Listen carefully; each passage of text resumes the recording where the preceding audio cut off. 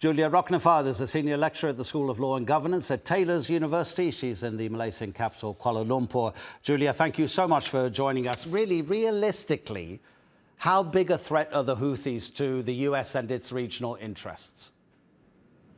To US directly, of course not, but to the US regional interests, which Israel would be this interest number one. They pose a significant threat. And if we were to think about the possible reasons for why Donald Trump started this campaign in March, and it is still ongoing now against the Houthis, and with also engagement of the US military forces, would be probably upon the request of the Israeli government, which is quite engaged in the other fronts. So probably one might imagine maybe to save ammunition, maybe not to deflate the pressure, from Israel. While Israel is busy on the other fronts, the US doing this job for Israel.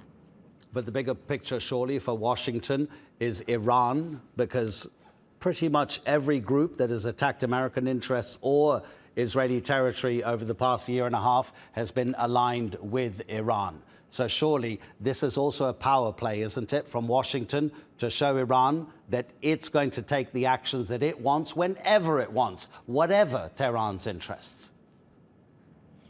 Yes, that's right. And timing is suspiciously close. It coincides with the ongoing negotiations between the United States and Iran.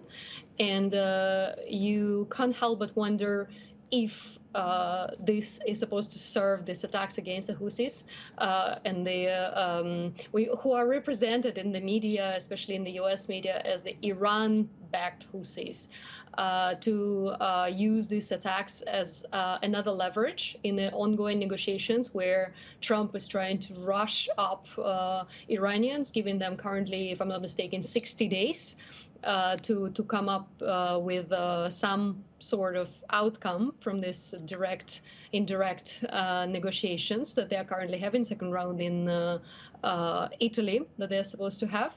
So on the one hand, you can see this friendly engagements between the two. On the other hand, the US has its military forces based in the region, and it's striking against the Houthis, which are usually labeled as Iran-backed force, although there's a lot to be discussed on how strong and how tight this connection between the two is.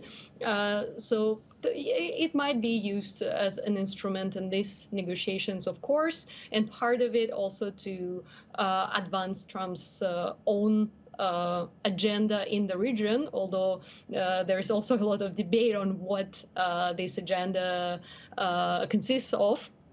And that is, as you said, to make the point that we are going to eliminate any threat whatsoever to Israel, which is within our interest, which is probably the promise that Trump has given to Benjamin Netanyahu to, again, help out a little bit with the Houthis and also help out, since we're all talking about how much of a businessman Trump is, to help out to restore the logistics, which it was significantly curbed because of these attacks in the Red Sea administered by the Houthis. And as we know, the logistics passing through the Suez Canal significantly dropped, and it incurs unnecessary charges to the trade. And of course, the other major player in the region is Saudi Arabia. And bizarrely, I mean, you just call it realpolitik, I suppose, that the Israeli and American interests vis-a-vis Iran's regional influence also coincides with Riyadh's position. So we've got this strange connection between the state of Israel and the Saudis. And we know, Julia, don't we, that the Saudis almost certainly want to improve relations with Israel, possibly will sign the Abraham Accords, but they're in a terrible position right now because of what Israel is doing to Muslims in Gaza. I don't think so that the Saudis would sign the Abraham Accords in any short-term perspective. Absolutely. We agree, don't we, that the Israeli actions in Gaza have to stop before that can happen. So right now it's delicate for the Saudis. I think October the 7th of 2023 and whatever happened afterwards, in particular how Israel reacted to that, made it virtually impossible for the Saudis to accede to the Abraham Accords. Indeed, the Saudi-led coalition has been on the case of Yemen for a few years, and that also militarily, strategically was quite a disgrace. So, and considering that the Yemenis, the Yemeni Houthis were the ones allegedly attacking the Aramco facilities, which are again seen as backed by Iran, at least to an extent, it would be in the interest of Saudi Arabia to eliminate this sort of threat. Although I think recently, and especially with Iran's rapprochement with Saudi Arabia itself, with Iran in talks with the United States, and the Saudis would not want this also to escalate militarily. They wouldn't want the Americans to come and bomb Iran. I don't think Houthis were posing that much of a threat anymore.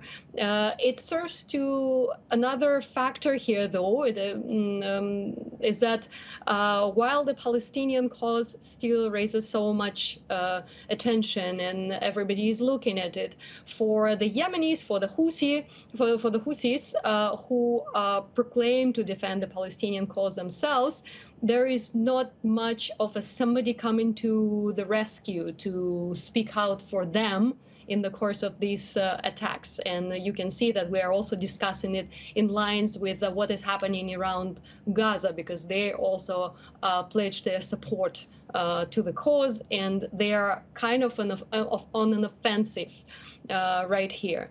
So there are a lot of factors which make the picture more complicated. The bottom line probably would be that nobody wants further escalation and rather would like to confine it to the Gaza front, which everybody wants to see some kind of a solution. By everybody, I mean more of a mainstream politicians on various sides. And the escalation in Yemen is just probably as much as the regional actors can tolerate until it's going to spill over into a lot of anxiety in what comes next. Julia Roknifard, thank you so much. Really appreciate it.